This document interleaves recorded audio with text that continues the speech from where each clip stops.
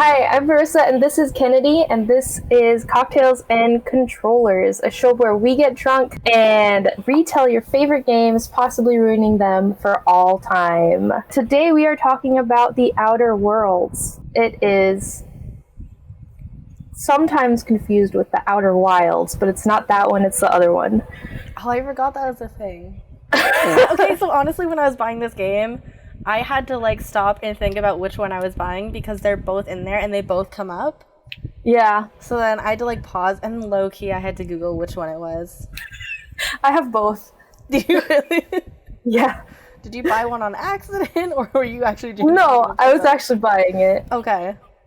It came highly recommended from my coworker, so I said, I'll buy this game too, and then I bought it.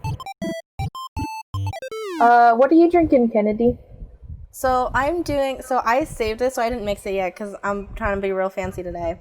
So I have this beautiful little mason jar that I found. Actually, I found it in the donation pile in my house. I didn't know that was there, so I'm drinking from it. But I'm still going with my prickly pear vodka, but this time it is grenadine at the bottom, Sprite, and then the vodka. Also a silicone straw because environmentally friendly is good, but also tastes great. Nice. What about you? What are you drinking? I am doing a Coke with that peanut butter whiskey that you bought me for my birthday. Nice. Yeah, it's really good. You should try it. Do you have your shot ready? I do have my shot ready. Return of the Boob Glass. Nice. Zarya today? I don't know where Zarya is. You lost your Zarya? I washed it, and then it's not where I usually put it, and I don't know where it is, but today we're going Tracer.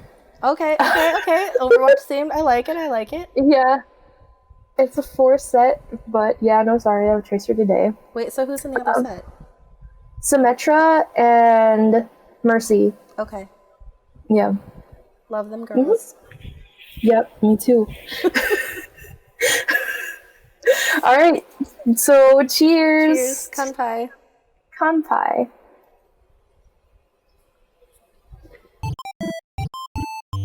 All right, here's the official summary from Obsidian Entertainment. Lost in transit while on a colonist ship bound for the furthest edge of the galaxy, you awake decades later than you expected, only to find yourself in the midst of a deep conspiracy threatening to destroy the Halcyon colony.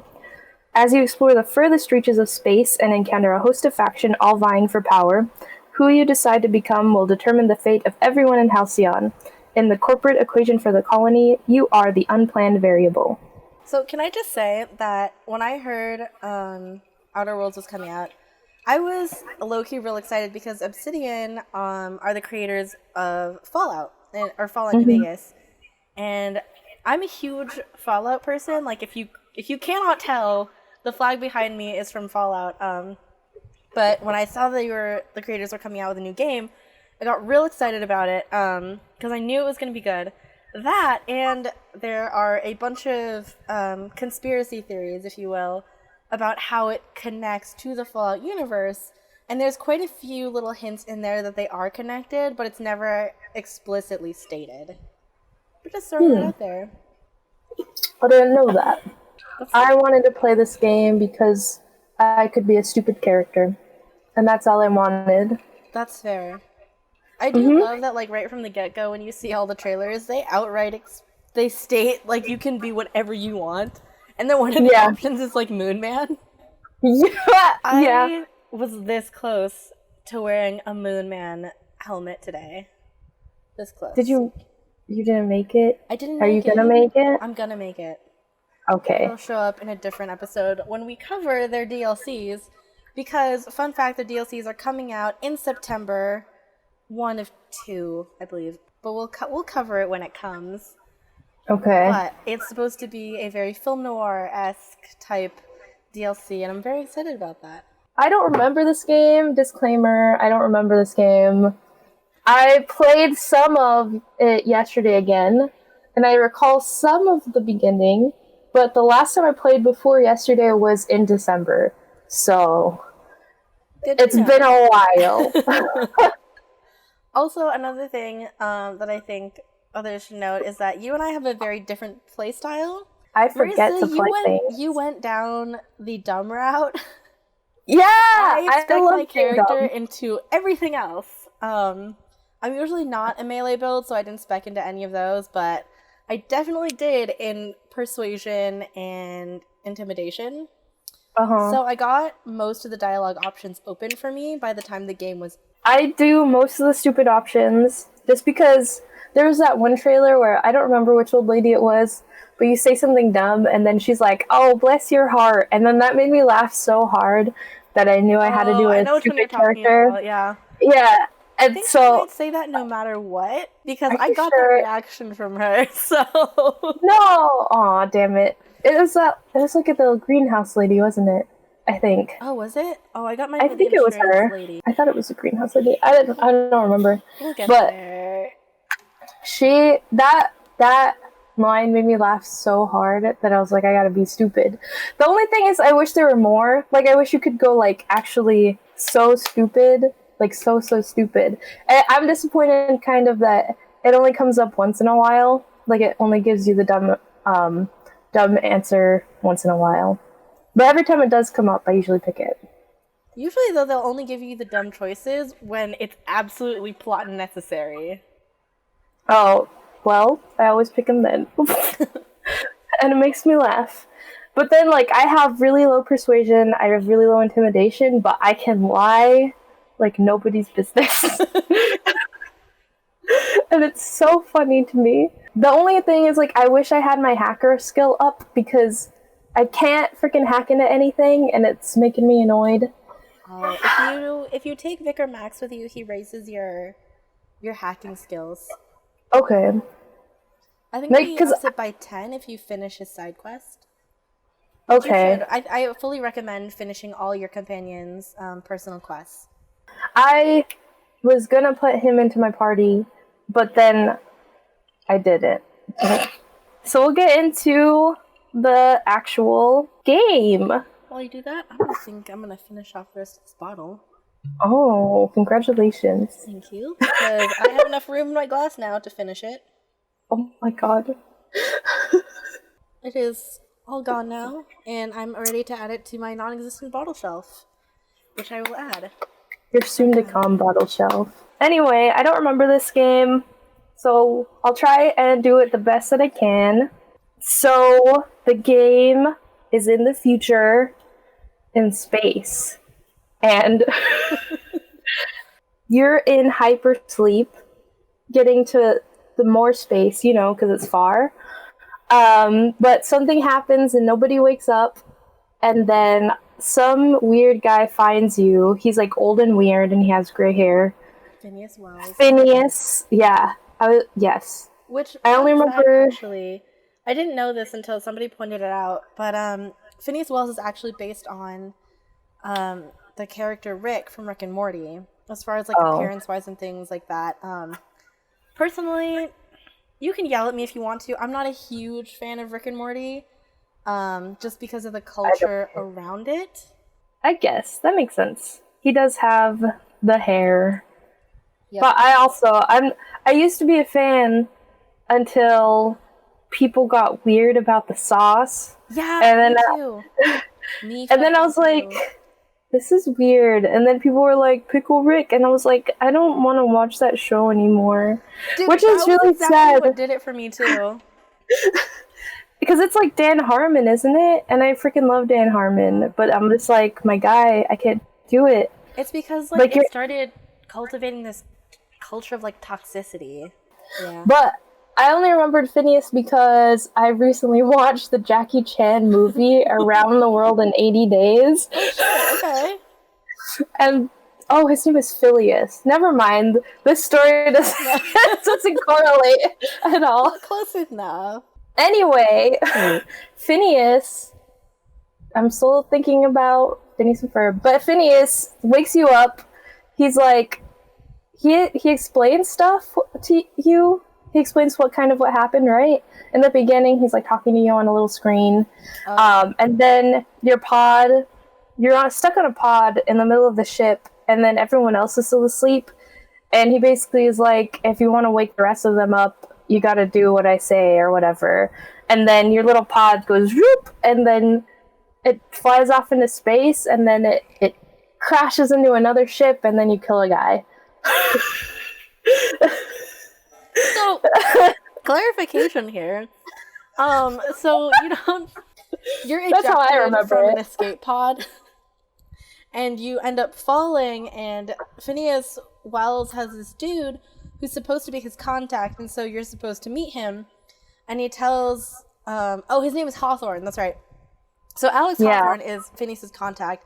He's supposed to plant a beacon for your escape pod to land. And so you land on Hawthorne and the beacon. So you kill him by landing, and then you basically go about your day because your quest log will update, and you have to steal his ship. He should have moved. He could have just moved. You kill this dude, you're on this planet, and you don't have like any weapons or anything, and you have to make it through the wilderness to the ship. I think you only have your fists, and you gotta punch stuff, I think. And then there's like some little animals you punch, and there's some bad guys or whatever. Then you make it to the ship, and then... Did you not get the weapon from the dude? There was a weapon with a dude? Okay, so I don't know what route you went down, but there's, right in the very beginning... Oh, that's right, because you picked the dumb option, so I don't think you got those options to talk to him. So if you're not a super dumb character... I think there's what was it, the dude in the cave? Yeah, it's the dude in the cave. You can get the gun from him. I talked to him. I don't remember what happened after that. Did you not take his gun? I took his gun. He gave it to me. I don't remember. In my memory, I only had my fists, but I may have had a gun. I don't remember. But there was a dude in the cave. I do remember that. With or without a gun. Yeah. So I played this game twice, and on my second run through, I did a complete murder route, so I killed everybody. So, by the way, it makes you feel super guilty if you have a decent conscience. But I went ahead with it anyway, because I really wanted to know what was going to happen if you murdered everybody. Turns out to be a very lonely world if you do. But it is possible to complete the game if you kill everybody. That's so sad. So I killed the dude in the cave on my second evil playthrough. He was so innocent. He was, wasn't he? With or without a gun, you get to the ship, and then the computer is like super sassy. I like her. I like her too. What's her name? Ada. Later on, she has like a backstory, doesn't she? I got some of it, but she has stuff that's redacted that I can't access. So fun fact. If you've ever played Fallout 4, the voice actor who voices Ada is the same person who voices your female protagonist, Nora, from Fallout 4. The old guy when he's talking to you before you killed him, the other guy. What? Phineas! Oh my god. I was like, what old guy did you kill? No, I didn't kill the old guy, but I didn't mention that he tells you, like, what the world has become, which is like the corporations taking over all the planets, and they're just like in a fight against each other basically to control the rest of the space, the stars. I don't. The colony. Yeah. So then you can't start the ship because it's broke. You need a part or something. So then there's a little settlement that you have to go to and then do some quests to get this part for the ship. When you're there, it's called Edgewater. I was going to say Remembered, but that's a lie. I just read it. It's called Edgewater. And then they're caught in a fight with the deserters led by Adelaide McDevitt. That's the greenhouse lady. So that's the greenhouse straight lady. to like Over the Garden Wall. If you've never seen it, it's a really, really good show. I know you and I have both seen it, so yeah. But every time I heard the name Adelaide, I was thinking Adelaide of the Pastures. And then you are asked by the mayor to take power away from the greenhouse lady and her little settlement in the outskirts and divert it back to the main village, main town thing of Edgewater. There's a lot of like more morality choices within the game. You can either like work with the people heading the corporations, or you can start working with these outsiders that are trying to go against the corporations. So when I was playing, I went and talked to the greenhouse lady, and she suggests diverting the power to her instead of diverting it to Edgewater. And I'm a rebel, so I diverted it to her instead of the other place.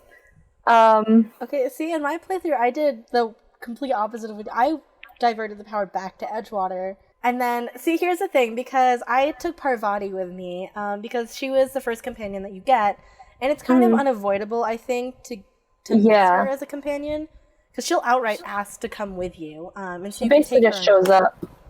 Yeah.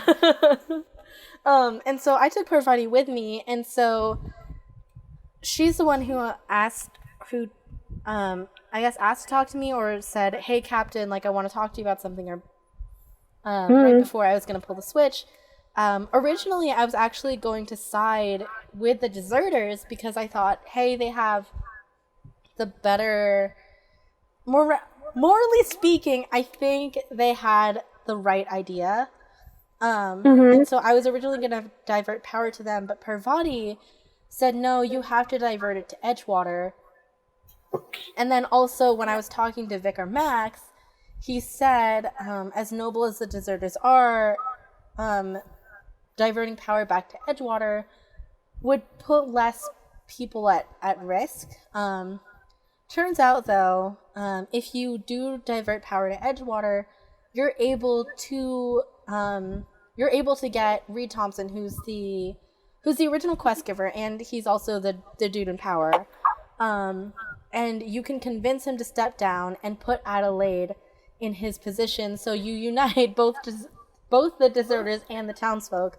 So I got really lucky, I think, with that option. Because high-key, I played this whole game blind. I didn't know what was going to happen. And so I didn't cheat for any of the game. I played it straight through as I thought I should. So it turns out that was the option that I picked. That's what I was doing, but doing this episode will make me know what happens. I think I killed that guy. I'm not gonna lie. I don't remember, though. I definitely didn't kill anybody in Edgewater, because I felt like it would turn the whole town hostile. Which, by the way, if you're doing a murderous playthrough, yes, it will turn the whole town hostile. Anyway, when you're in Edgewater, you can also pick up Vicar Max, right? He's like the church boy. Vicar Max, by the way, is my favorite companion, because he's such this hoity-toity church boy, and you're like, oh, whatever. You're just gonna do his fetch and retrieve type quest, and it'll be fine.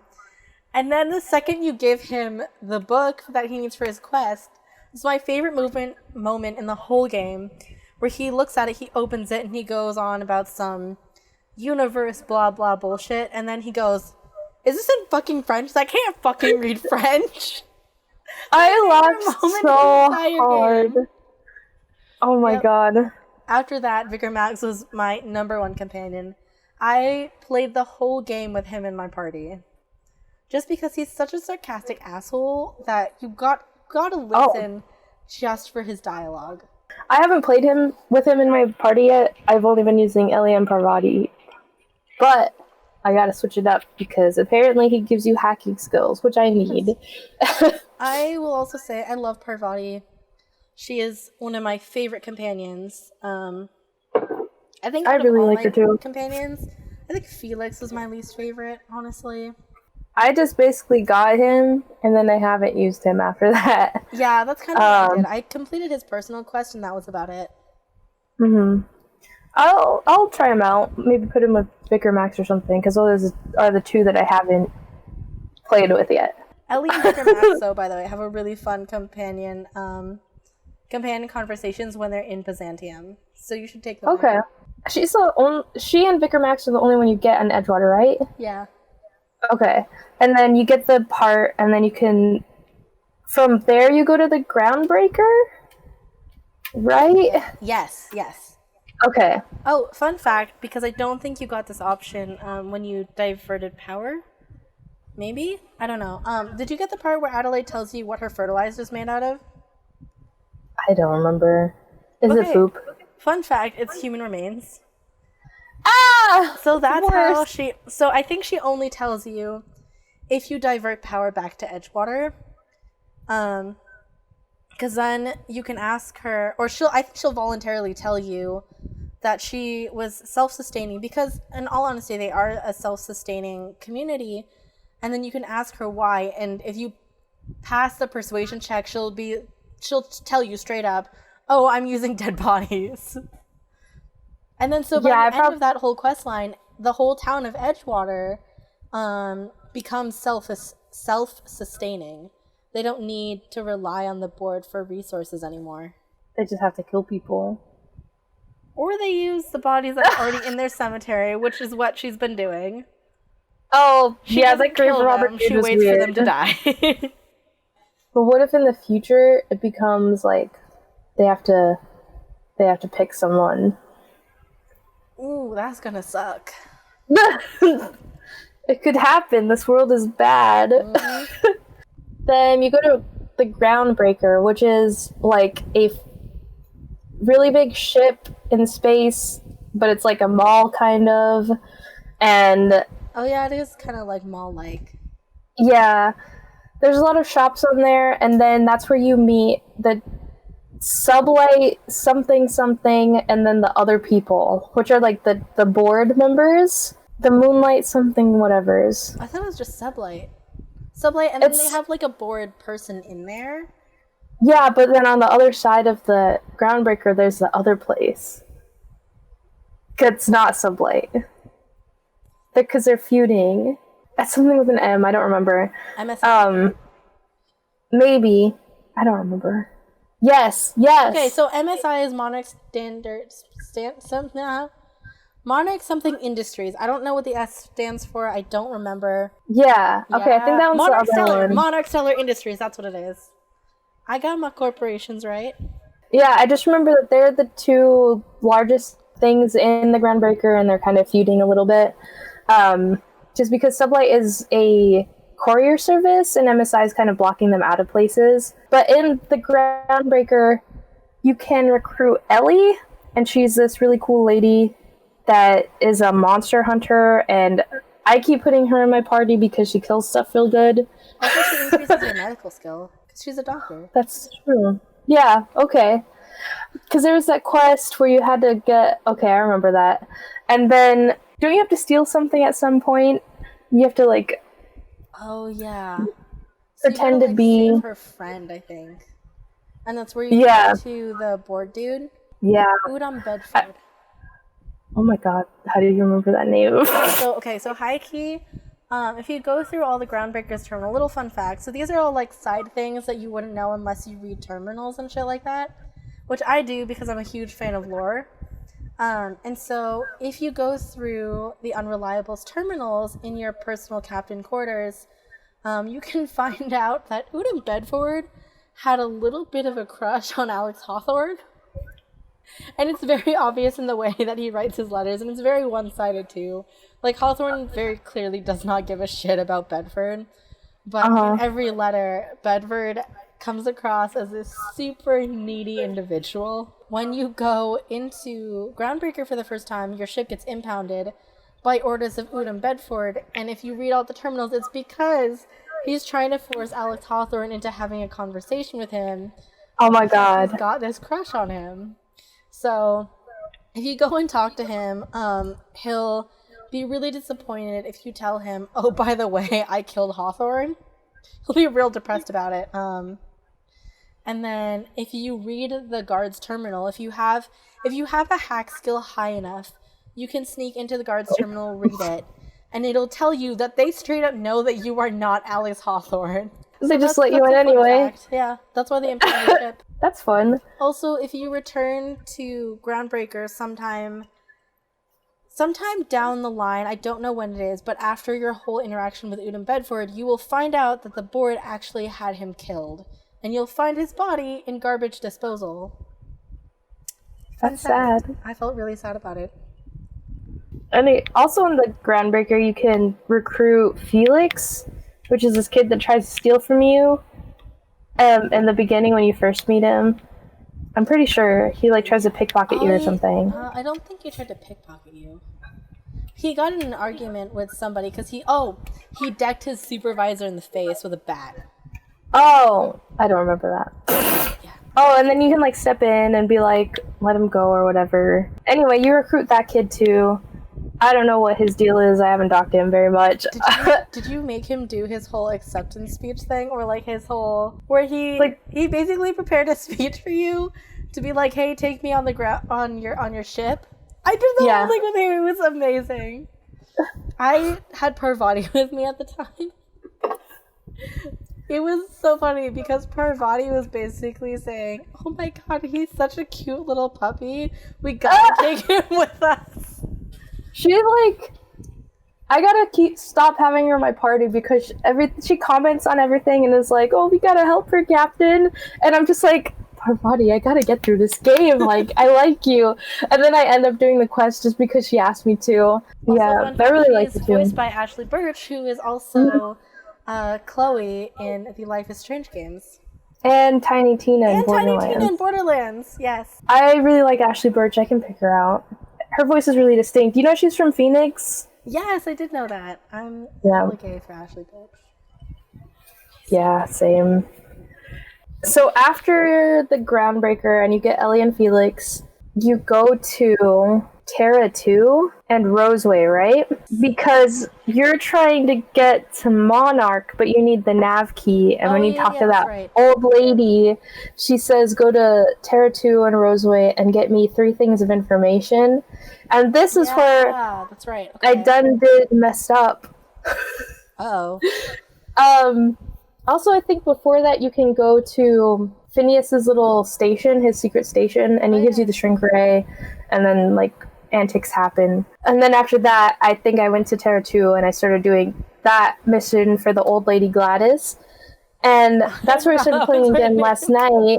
I couldn't remember how to play, and it was just one of my missions was to get the 3 pieces of information.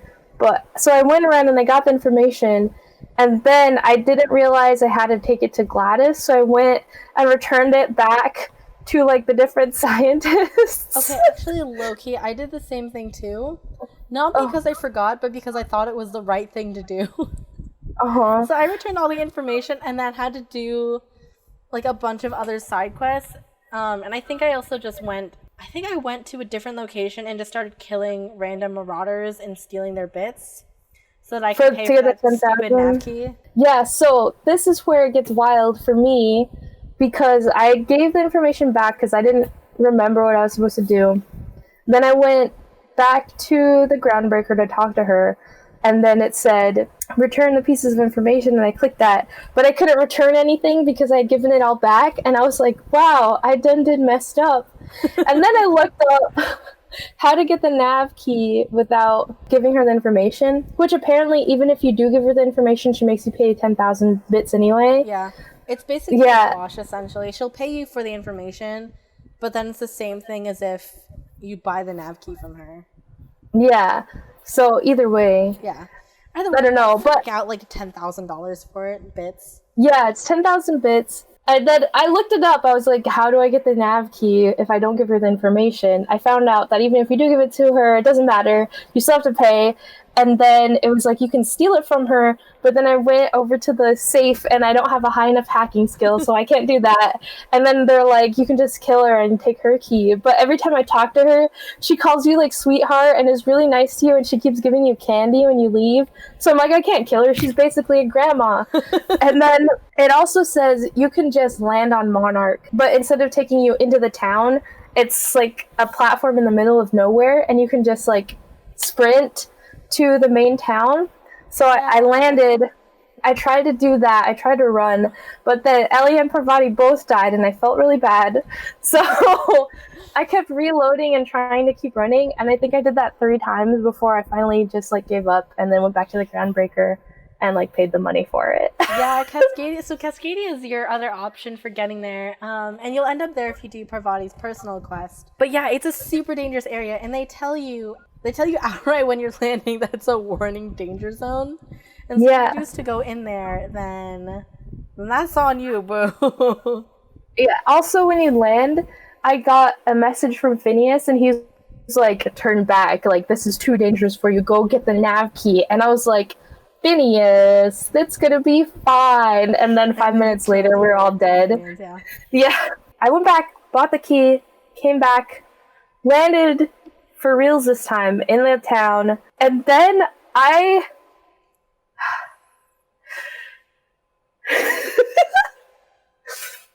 couldn't figure out how to get down from the landing platform because usually it's like stairs. I didn't realize it was an elevator, and then I just jumped and broke my legs. Yeah, but then you meet this kid Grim, and he's really funny. Oh, I love him. And he wants you to get like a poster for him. I don't know. That's where I'm stuck right now, is getting a poster for that guy, because every single person you talk to wants something else from you. It's a lot. But I do like lying. Because there's this one part when you're trying to get the poster for him, and there's the lady that runs the bar, and you can lie and say that you're one of the sports ball players. Oh, yeah. And she loves sports ball. When you lie, you get experience, so I just keep lying to people. I mean, that's fair. Yeah, so I made her think that I was a famous sports ball person, to be like, just give him the poster. But then she says she wants some jerseys, so you gotta get the jerseys for her, and then you have to talk to this other dude for the other lady, and it's a whole thing, and I don't know why it takes so much to get one poster for one boy. There's also that old lady. Did you talk to that old lady where she's like, "Can you find my boy? Yes, my little boy Tucker?" And it turns out he's a full ass adult. I knew it was gonna be that when she was like, "My little boy," and then I looked at her face and she's like 70 years old, and I'm like, "This man is not little." And then I like booked it across the map to this other little location, the icon class. I got there, and then I'm just like, "Have you seen Tucker?" And they're like, "Oh, the new kid, he's over there." And then you go over there, and it's a whole ass adult. I was like, I knew this was gonna happen.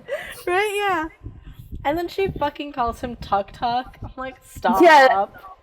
Did you? Okay, he asked you to lie for him. Did you lie for him? I lied for him. I think I did. I just like lying.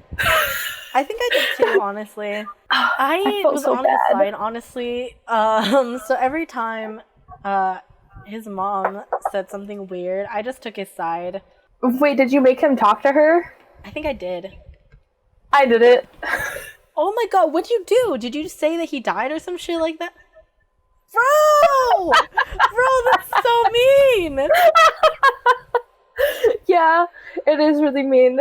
I was like, this is messed up. And then I was like, if that's what you want to do, okay. And then I took his ring and I went to the lady and I was just like, yeah, your son is dead.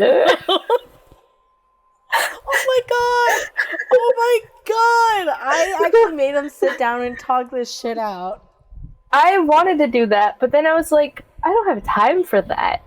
So you just lied and told his mom that he was dead? Bro, yeah. That's savage. I thought it was funny.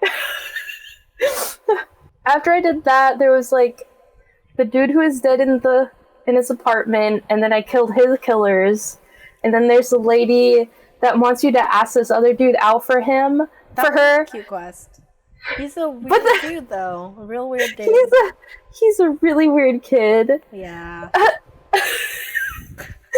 I guess if it makes him happy, though, it's fine. There's the main girl that you have to talk to, Nyoka, and she's a drunkard because you find her in the bar, and then she says you have to get her some pill that'll make her sober again, and once you get that, she can help you with the quest to find the information broker, and then that's where that old lady was. Yep. And so you can go and talk to the old lady to try and get her to give you a pill, because Nyoka has already she's already eaten all of her pills allotted for the month because she's that much of a drunkard. And they're way out in the very outskirts of the system, and they're not getting support from anyone. It's basically a free colony right now. So they have to ration everything, and the medical supplies are rationed. But you can talk to this old lady and try to convince her, but my persuasion is real bad, and I ended up just flirting with her. And honestly, I flirted with her just to see if I could, even though I had all the persuasion options. They're all grayed out to me. I was just like, all right, I'm just gonna put it all out there. And then when I pressed that option, Ellie turned and was like, I'm gonna throw up on your boots. And I was just like, listen, this is my route. This is my life now. And then I just kept flirting with the old lady. And what got me, though, was like, oh, sweetheart, you're so flattering. I would, but my rheumatoid is acting up. And that's what she says to you. I forgot that's what she said to you. I love that interaction. So, she's the same old lady who writes fan fiction. What? Because, okay, so you have the option of going upstairs and hacking the terminal to allow read that. her allotted caffeinoid pills. Yeah. And so you can go on her personal terminal and read all the fan fiction she wrote, which I think is only 3 or 4 entries. And they're all high-key really weird and awkward. I don't know how many of you read fan fiction, but you know the part right before it gets to like the saucy bits? It's the part where it's saucy but not quite sex. Oh, okay. She stops before you read the sex parts, just saying. I read them all. Oh my god. Flirting didn't work. I couldn't persuade her. What I had to do was go to the graveyard and find the other doctor's body and get the key card off of him so I could like go into the thing. So I ran to the body, got his stuff, ran back. Go upstairs to the terminal. You can't change the allotment for Nyoka if you're stupid. Because you don't know how to spell her name. Oh my god, that's amazing! So I had to steal. Oh no. So after you complete Nyoka's quest and you flirt with the old lady, or whatever choice you decide to do, you end up... You and I both flirted, so it's fine. So where you end up giving Nyoka her caffeinoid pills, and then she'll lead you to the information broker. And this information broker, by the way, is this weird dweeby dude who lives in a radio tower all by himself. And he basically has a quest for you where if you want information from him, you have to do his quest, which is essentially you have to get the Iconoclast and MSI, which is Monarch, where you meet Sanjar, the dude who's in charge of that town. So you have to get them to stop airing on the information broker's radio waves. Let's just call it a radio wave. Yeah. Yeah. So you have to get them to stop. Yeah. And I think this quest is so funny because once you complete it, you can go back up to him and he'll tell you, oh, I need you to go downstairs and I need you to just flip the switch. And then you can straight up break the fourth wall and say, oh, let me guess, you need an item from here and an item from here and an item from here. And then once you have all those parts, you can flip the switch and then we're all good. And then he goes, no, he says, what kind of stupid, idiotic person would design it that way? He's like, no, I just need you to go downstairs and flip the fucking switch.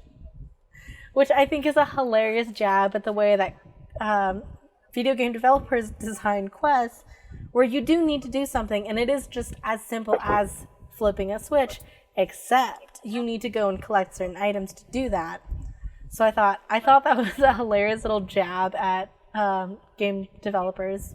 Okay, so after you get the intel from the broker, you are directed to go to this high society city, let's just call it a city. This high society city called Byzantium. And it's where all the rich people, the one percenters, the board members, they all live in Byzantium. Fun fact, Parvati's quest will also take you to Byzantium to buy her a brand new fancy outfit so she can go on a date with Junlei.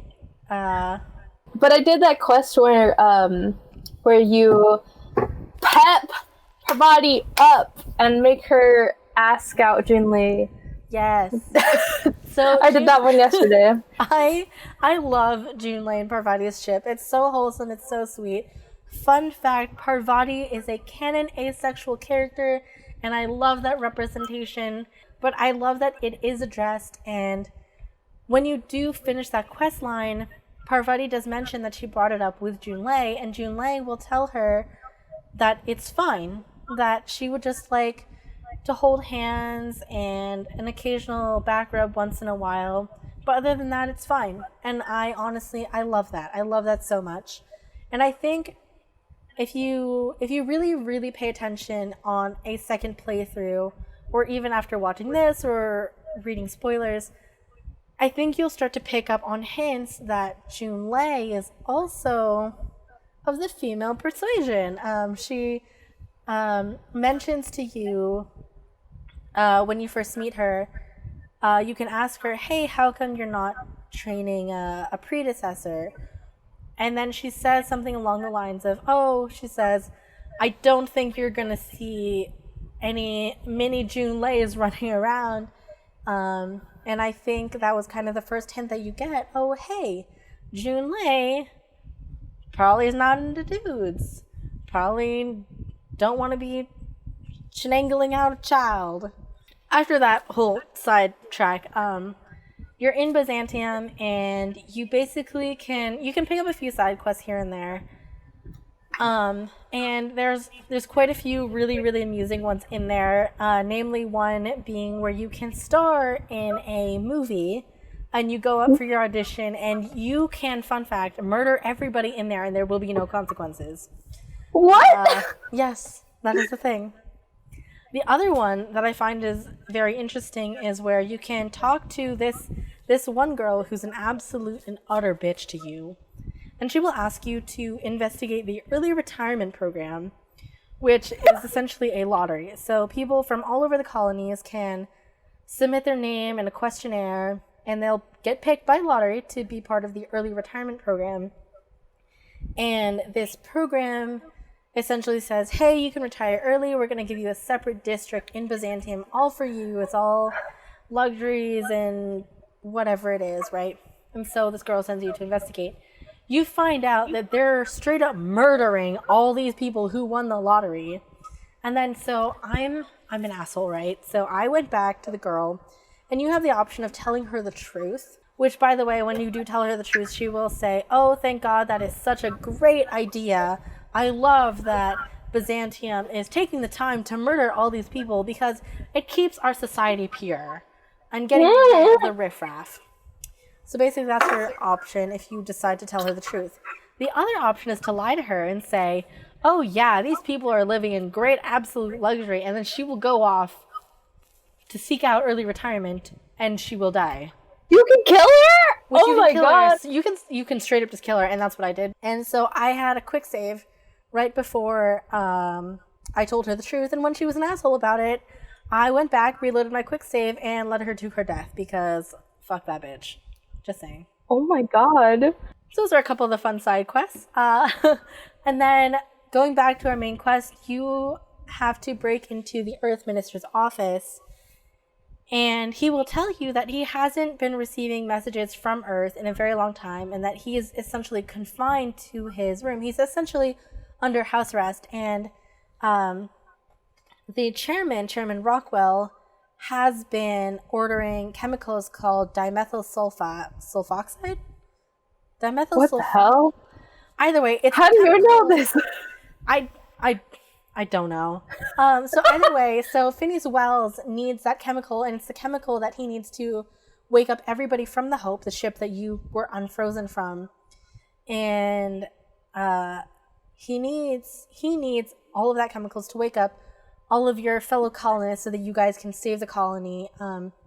And it's all been it's been ordered and requested by the Earth Minister, but Earth Minister says that it's Chairman Rockwell who's been doing it under the Earth Minister's name, I completely forgot what it is, so it'll be right there in case you don't know what his name is. It's gonna be right there. Jeff. And so just call him Jeff. Yeah, exactly.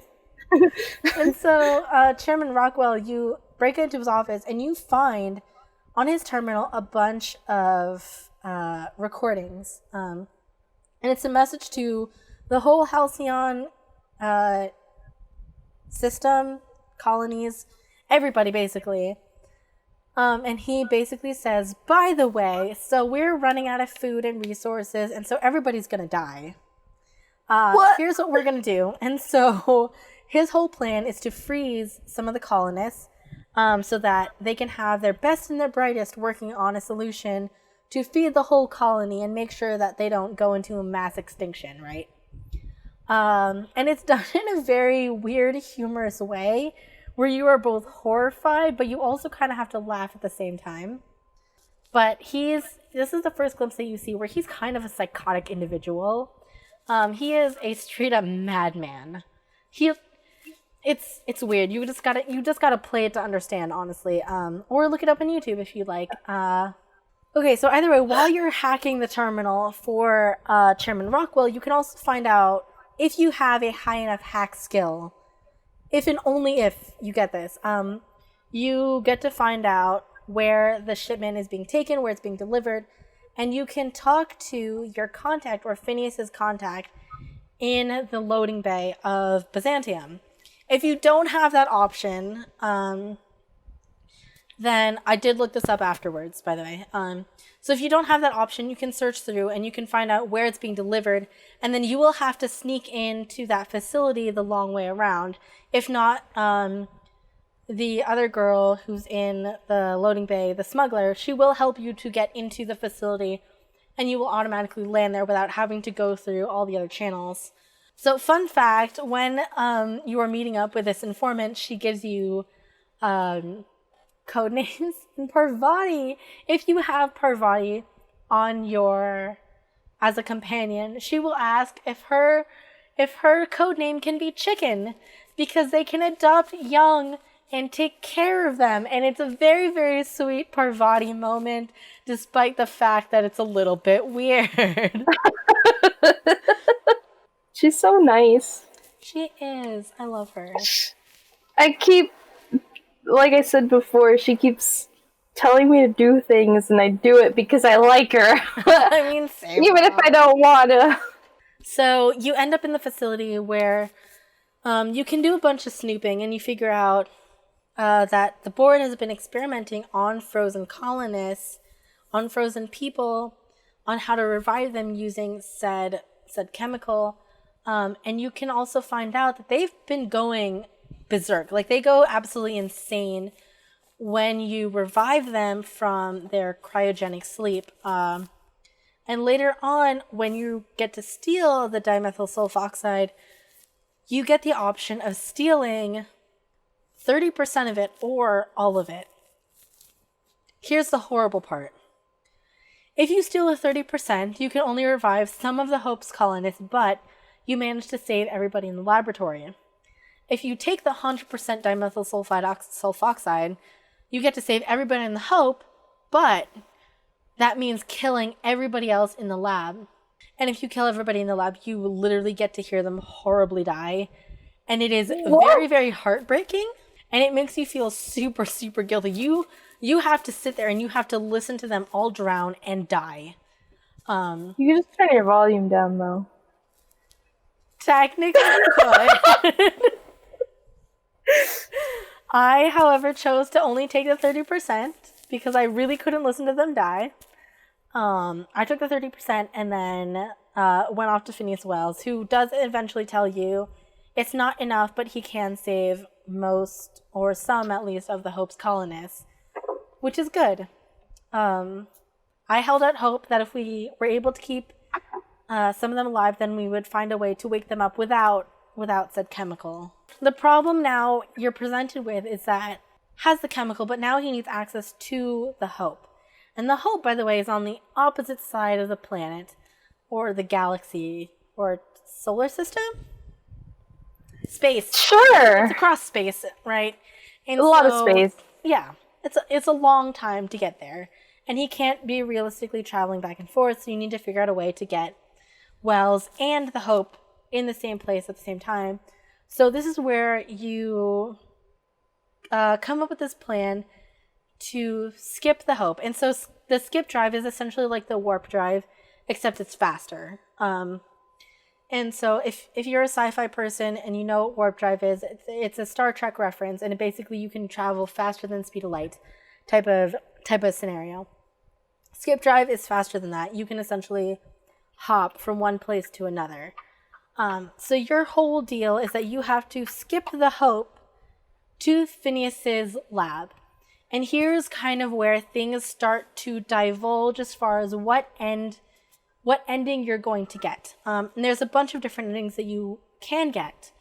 I'm going to start with my ending. And so my ending, we end up at the Hope. You have to patch Ada through, turn on auxiliary power or whatever power it is.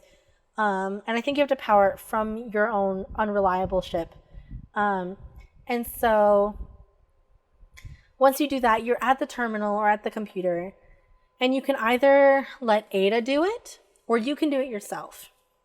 And there's a bunch of different options. If you choose to side with the board, backtracking a little bit, you were contacted by this woman named Sophia Akande, I think. And you have to either tell her that you're going to side with the board. And if you do that, by the way, she will ask you to murder all of the people in Edgewater. So that's the route I did not go down. She will ask you to plant a tracking device in Phineas's lab, which you can do voluntarily, or if you tell Phineas about it, he will tell you to send out a corrupted signal, so it seems like you're working with Sophia.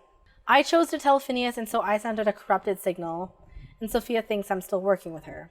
So, when you were fast-forwarding to the part where you were on the Hope, you have a bunch of different options. If you decide to side with the board, you have the option to skip the Hope to Tartarus. And if you don't want to, you can skip the Hope to Phineas's lab.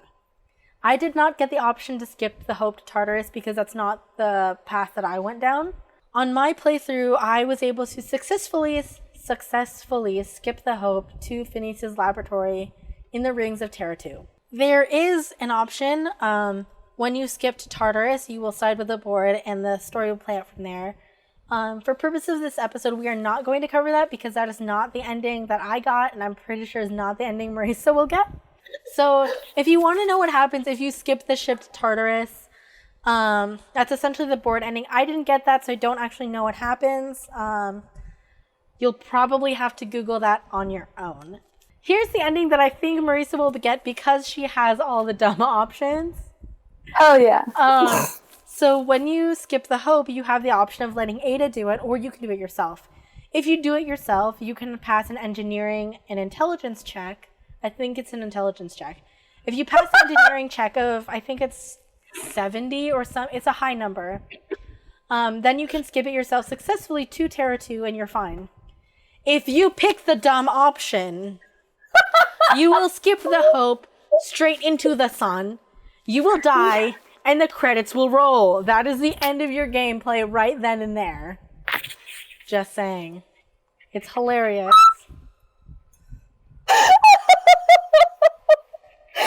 That's where I'm going. Straight into the sun. Maurice is going straight into the sun. So there's that. But if you manage to successfully skip the Hope to either Tartarus or Terra 2, you will be presented with your different endings. So either way, no matter what, you are informed that Phineas Wells has been kidnapped by the board and you have to go to Tartarus. And if you did Vicar Max's quest line, or if you talk to him in general, you'll find out that Tartarus is an entire prison planet. So you end up there and you can either sneak in or you can just go in and straight up murder everybody. So in my playthrough, because I had got Edgewater and the Deserters to work together. They were allies. Then on Groundbreaker and Sublight, I got them to work together. So because of Parvati and your quest line with Junlei, I think you are able to be allied with them, and Junlei will come in with her troops, and she will come in with her Mardettes, and they will help you fight against all the Tartarus guards. Bonus points if you get MSI and the Iconoclast to work together. Then they will also come in and they will help you clear out all the Tartarus guards, so you don't actually have to do as much combat as you think that you need to do. Because let me tell you, the final battle on Tartarus, if you don't have them, is super fucking hard. Hence, I learned that from my murder playthrough. I'm good with going into the sun. But so, you managed to rescue Phineas Wells, and that is kind of your endgame. So you rescue Phineas, you make a choice on whether or not you want to kill Sophia or not. You can leave her alive, there is that option. I, however, chose to murder her to death, so there's that. Oh, wow. So after you do that, your credits roll, and you are told the story of what happens after you rescue Phineas. And what happens is the board is exposed for everything that it does. Okay, Heike, this is only what happens if you chose to side against the board. If you sign with the board, I do not know what happens. You will probably have to look that up on your own. But in my ending and my playthrough, all the board was exposed for what they do. Phineas Wells was able to resurrect all of the colonists from the Hope. They were able to restore the colonies, and they are now a self-sufficient. They are now a self-sufficient colony.